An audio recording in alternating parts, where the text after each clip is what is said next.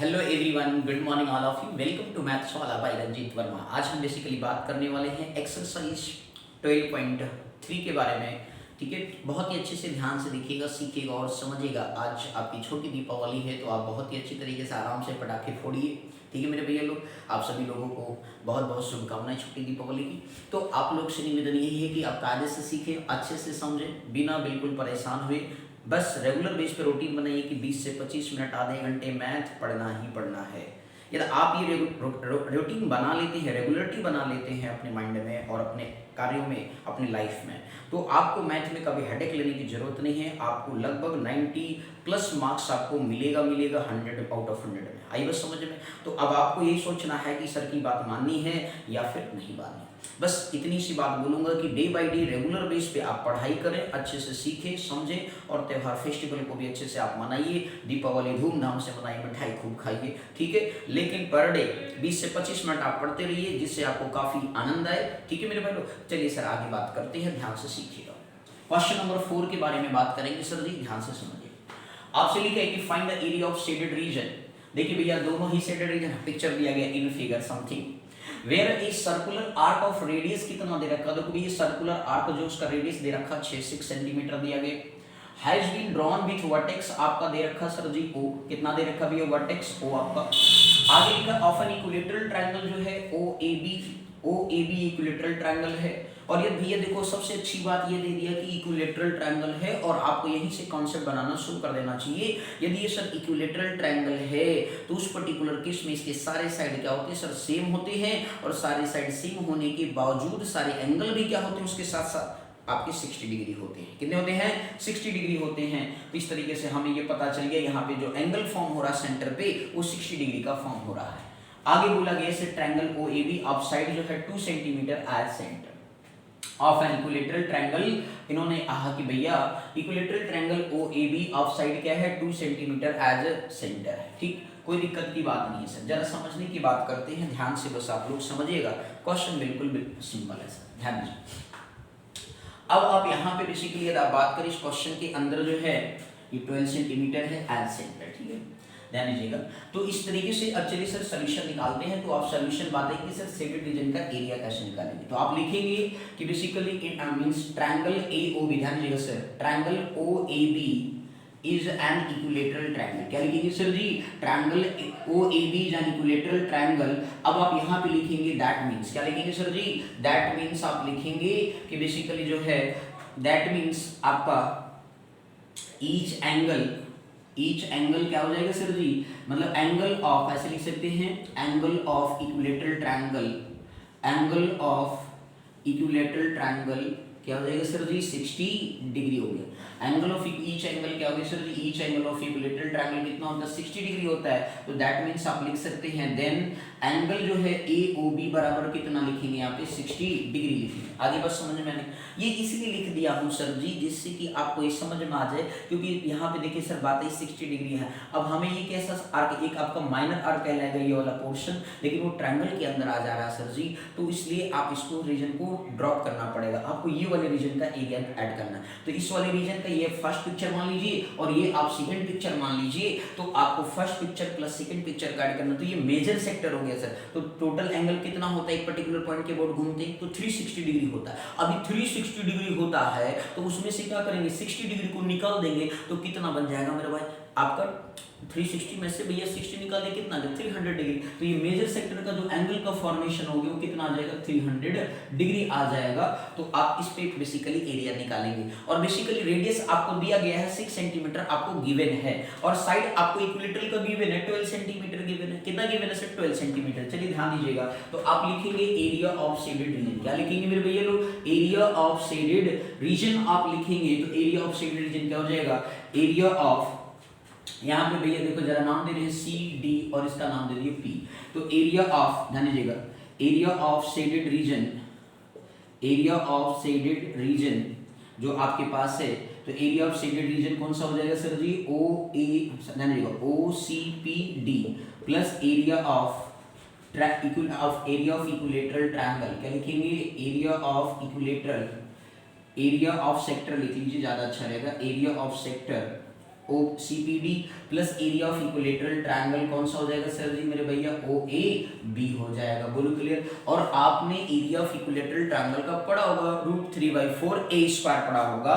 तो इस तरीके से area of sector O C P D की मैंने आपको कहानी पूरी समझा दी है। तो यहाँ पे क्या फार्मूला लगेगा 360 degree minus theta upon 360 degree, क्योंकि मेजर सेक्टर का फार्मूला ये होता है, ठीक है, इनटू आपका पाई आर स्क्वायर हो गया, प्लस करेंगे आपका √3/4 इनटू साइड का क्या होता है स्क्वायर होता है इक्विलेटरल ट्रायंगल के केस में। मेन चीज है कि सर जी आपको फार्मूला अच्छे से दिमाग में होना चाहिए। यदि फार्मूला आपके माइंड में अच्छी तरीके से होगा तो क्वेश्चन की सॉल्विंग बहुत ही अच्छी तरीके से होगी। आई बात समझ में आने मेरे भाई, ठीक। तो आपने यहाँ पे एरिया ऑफ सेक्टर, क्योंकि मेजर सेक्टर बन रहा था तो 360 minus theta upon 360 into pi r square plus √3/4 a square कर देंगे। ओके, अब आप ध्यान से समझिए 360 डिग्री माइनस थीटा, थीटा मतलब 60 डिग्री सर आपका इक्विलेटरल ट्रायंगल का होता है, 360 डिग्री इनटू पाई मतलब कितना 22/7 सर, कितना रखेंगे 22/7 रखेंगे।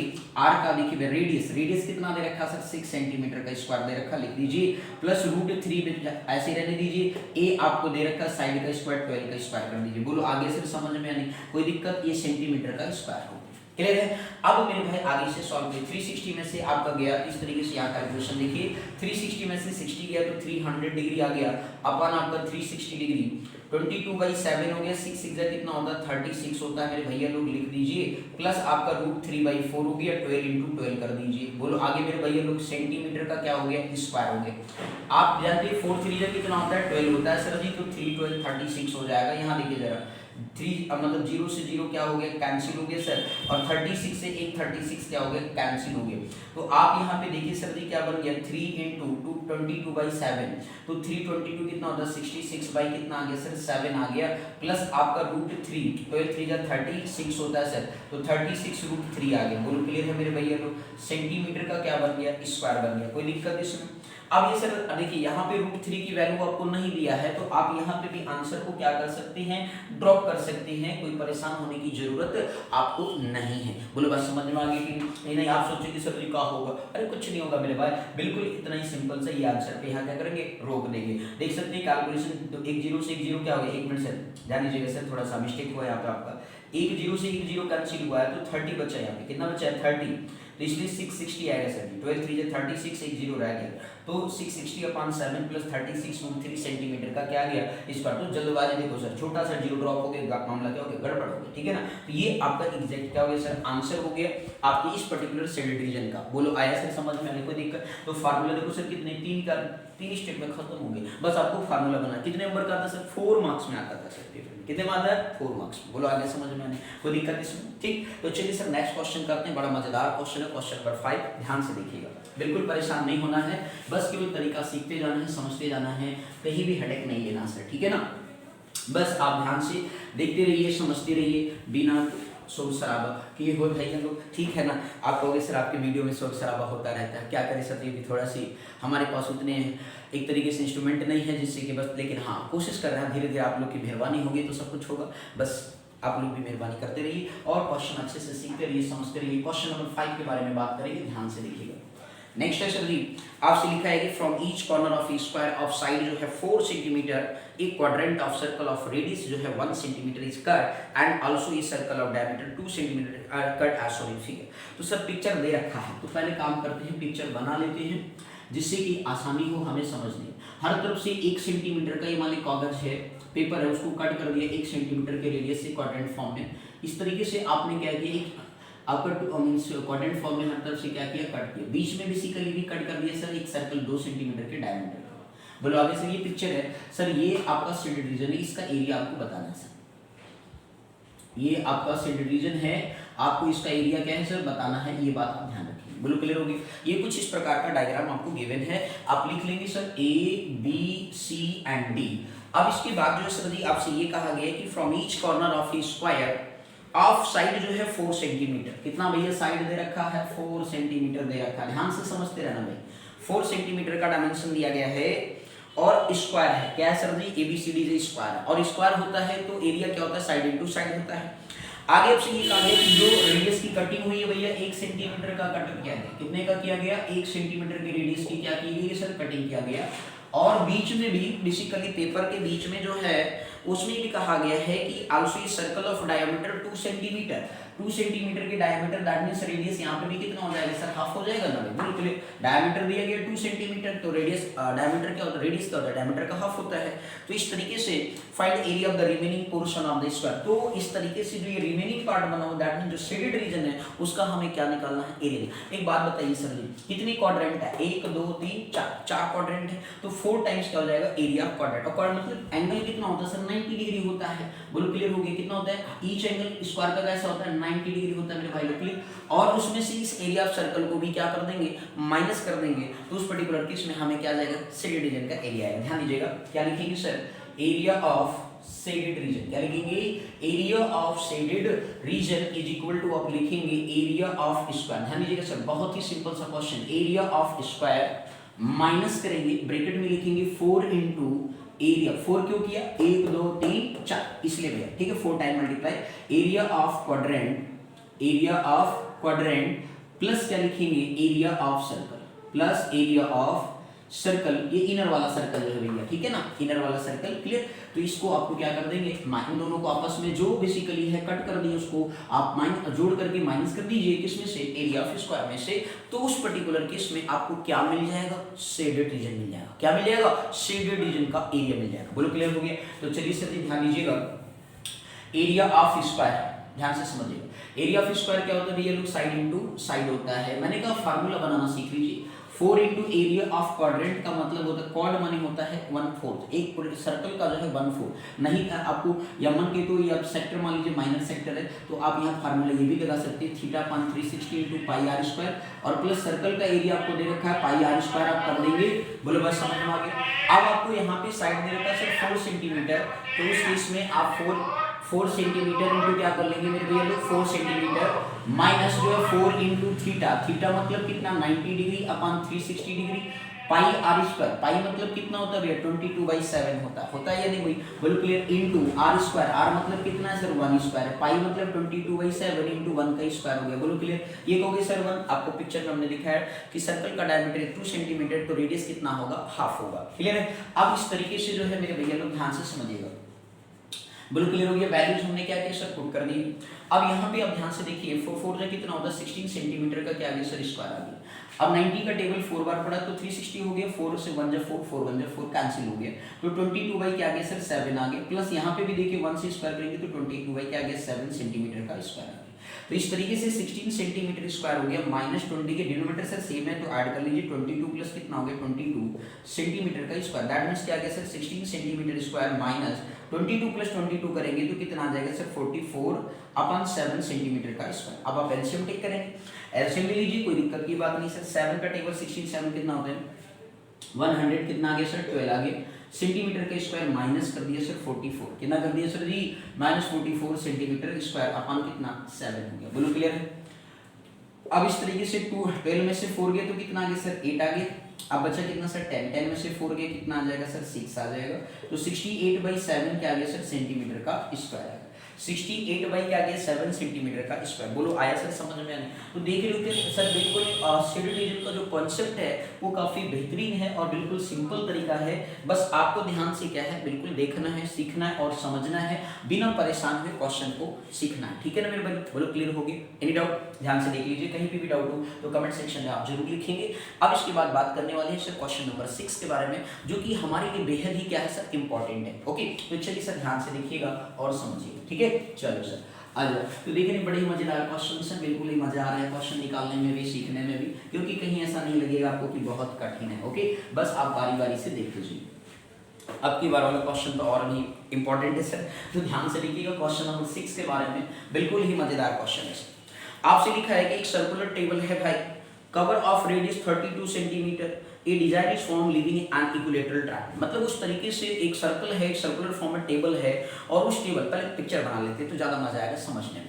तो देखिएगा जरा, ये सर्कुलर टेबल हो गया सर जी, उसमें जो है मतलब इस तरीके से डिजाइनिंग की गई है कि बीच में जो है आपका टेबल के बीच में इक्विलेटरल ट्रायंगल ड्रॉ हो रहा है। अब कुछ डिजाइनिंग ऐसे समथिंग चमत्कारी बनाया गया सर जी, ठीक है ना भैया लोग, ऐसे मान लो चमत्कारी डिजाइन क्या किया गया सर जी, किया गया इसमें, ठीक है। अब आपको ये ध्यान से समझना है, ये जो चमत्कारी डिजाइन है मेरे भाई, इस चमत्कारी डिजाइन का जो है हमें एरिया बताना है। इस चमत्कारी डिजाइन का क्या बताना है, एरिया बताना है। इसका नाम दे दिया भैया ABC, जो मतलब टेबल के सर्कुलर टेबल के अंदर जो है हम लीव कर दे रहे हैं। अब सर्कल का कहीं सेंटर होगा, मान लेते O पॉइंट होगा, लेट्स सपोज, ठीक, सर्कुलर टेबल है। तो अब इन्होंने कहा कि भैया ध्यान से समझना इस चीज को, इन्होंने कहा कि मींस जो है in circular table cover of radius 32 centimetre, A radius कितना है 32 सेंटीमीटर है, रेडियस कितना है 32 सेंटीमीटर। ओके, तो रेडियस ऑफ सर्कल दिया गया, तो आप लिख लेंगे sir radius of circular table, ध्यान दीजिएगा sir, radius of circular table लिखेंगे कितना भैया 16 सेंटीमीटर, 32 लिखा भाई, नाराज नहीं हो, कितना है भाई 32 सेंटीमीटर, ठीक है। आगे दिए गए a design is form leaving an equilateral triangle ABC in the middle edge shown in figure, find the area of the design.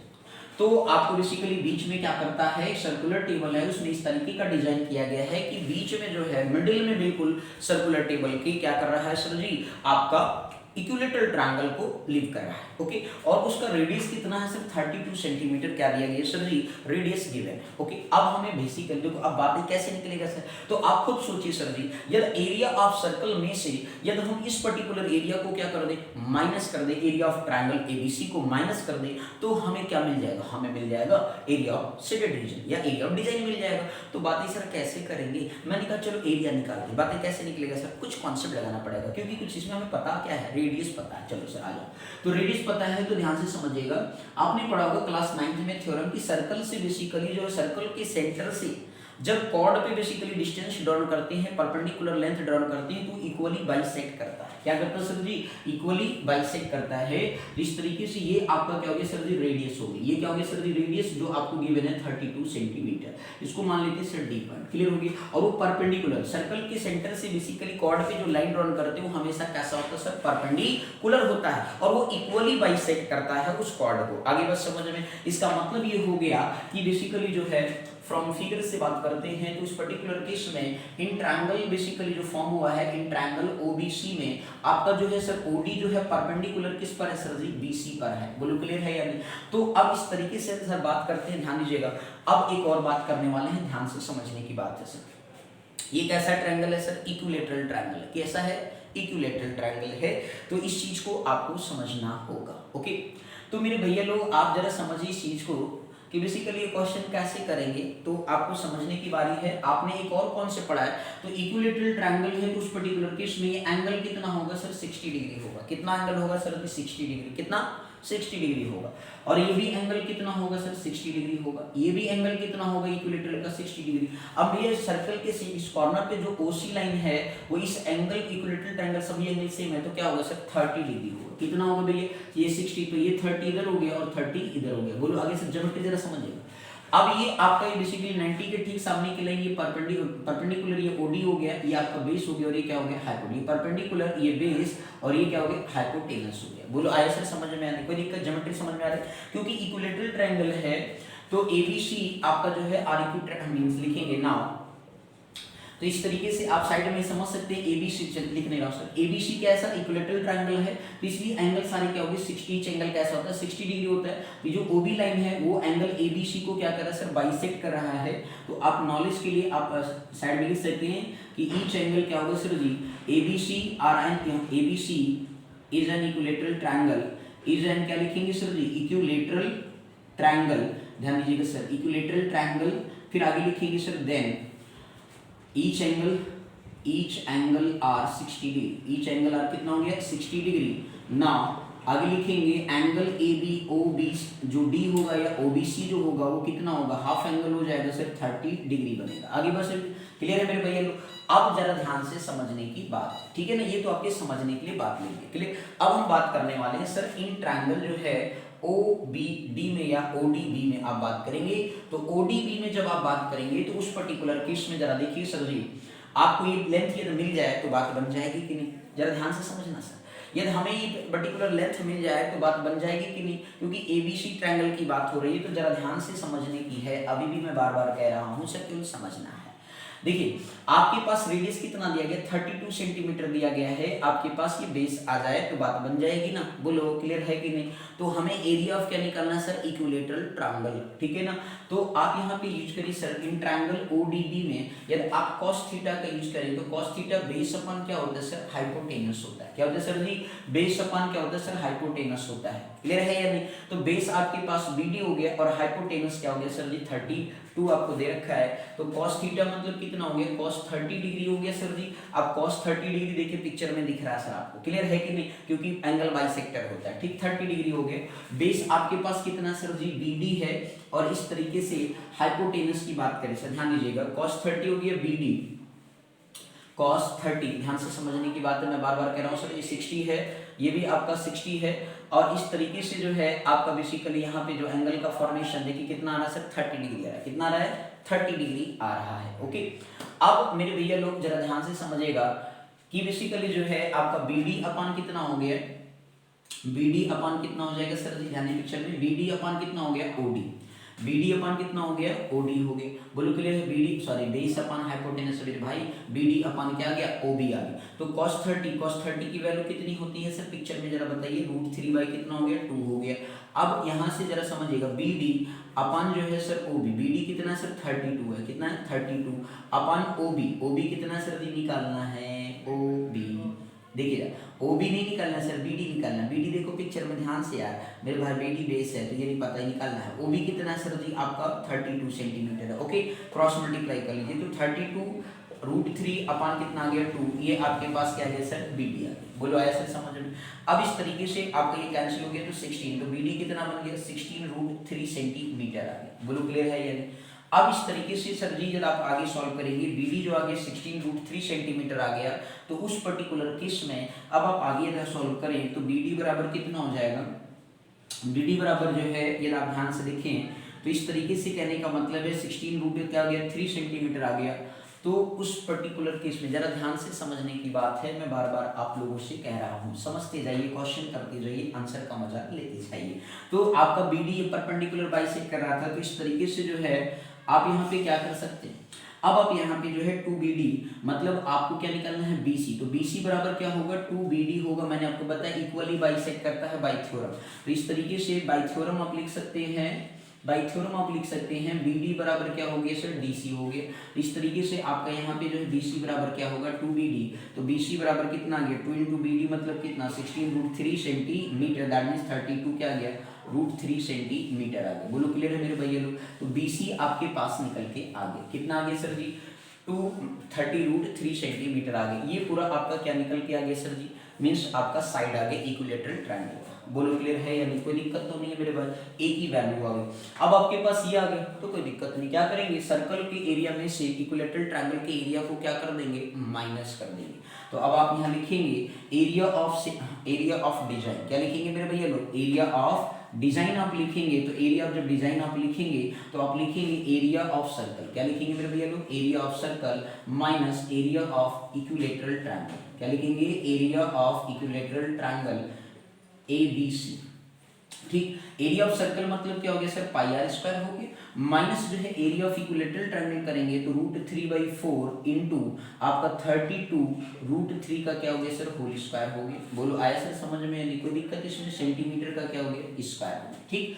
अब इस तरीके से सर जी जो आप इसे सॉल्व करेंगे तो आपके पास यहाँ पे πr², पाई की वैल्यू कितनी है सर, 22/7 पुट करेंगे, और r की वैल्यू कितनी दे रखी, रेडियस देखिए सर पिक्चर में रेडियस 32 दे रखा है, तो कोई दिक्कत ही नहीं है सर, 32 का स्क्वायर हो गया, माइनस आप जरा यहाँ देखिए 32 √3 का अपान 4 है, तो आप क्या लिख सकते हैं, √3/4 हो गया, 32 × 32 इंटू कितना आएगा, √3 का स्क्वायर 3 हो गया सर। बोलो क्लियर है, तो 4 8 जा कितना होता है, 32 होता है। बोलो आगे से समझ में, तो 22/7 हो गया, 32 इंटू कितना हो गया, 32 माइनस, जरा यहाँ देखिए सर जी 8 3 जा 24 √3 इंटू 32 सेंटीमीटर का क्या बन गया सर, स्क्वायर बन गया। बोलो क्लियर है। अब इस तरीके से जरा ध्यान से पिक्चर में देखें तो आपको कुछ कॉमन सॉमन दिख रहा है मेरे भाई, क्या दिख रहा है सर, 32 यहाँ भी है, 32 यहाँ पे भी है, तो कॉमन कर लीजिए, 32 अपने क्या कर लिया सर, कॉमन कर लिया, तो इस तरीके 32 बाई आपका 32 कॉमन करेंगे, ठीक है। तो आपके पास यहाँ से क्या बचा 22 इंटू 32/7 माइनस 24√3 सेंटीमीटर का क्या आ गया सर स्क्वायर। ठीक, अब इसके बाद जो सर यदि आप इसे आगे सॉल्व करेंगे तो 7 का टेबल एलसीएम लेना चाहते हैं 7 को तो बाहर कर दीजिए, तो 7 32/7 हो गया। इसके बाद एलसीएम ले लिया तो 22 कितना होता है 44 होता है, 23 66 होता है, 66 में 2 जोड़ दिया तो 68 हो गया, माइनस आ गया सर जी 7 4 28 हो गया, 7 2 14 14 प्लस 2 कितना होता है भैया 14 प्लस 2 कितना होता है 16 होता है, 168√3 सेंटीमीटर का क्या है सर स्क्वायर आ गया। बोलो क्लियर है कि नहीं? तो आप इस तरीके से इसका आंसर क्या कर सकते हैं सर फॉर्म कर सकते हैं। आप ये बेसिकली इसको सिंपली अब √3 की वैल्यू कहता कि 1.73, देखिए आईसीएसई बोर्ड से आप पढ़ते तो वहाँ पे √3 की वैल्यू 1.73 करके हम सॉल्व करते हैं, लेकिन सीबीएसई बोर्ड में क्या है √3 पे यदि वैल्यू नहीं दिया है तो आपको √3 के फॉर्म में छोड़ देना है, ओके, नहीं तो आपको सर जी ने कराया नहीं। तो ये इसका क्या हो गया sir ji area of making design हो गया। बोलो क्लियर हो गया कि नहीं? तो इस तरीके से क्वेश्चन की क्या करनी थी सर सॉल्विंग करनी थी। बोलो आगे मेरे भाई लोग कोई दिक्कत तो नहीं है, आगे समझ में अच्छे से, ठीक। तो इस तरीके से क्वेश्चन को क्या करना था सर सॉल्व करना था, ठीक है।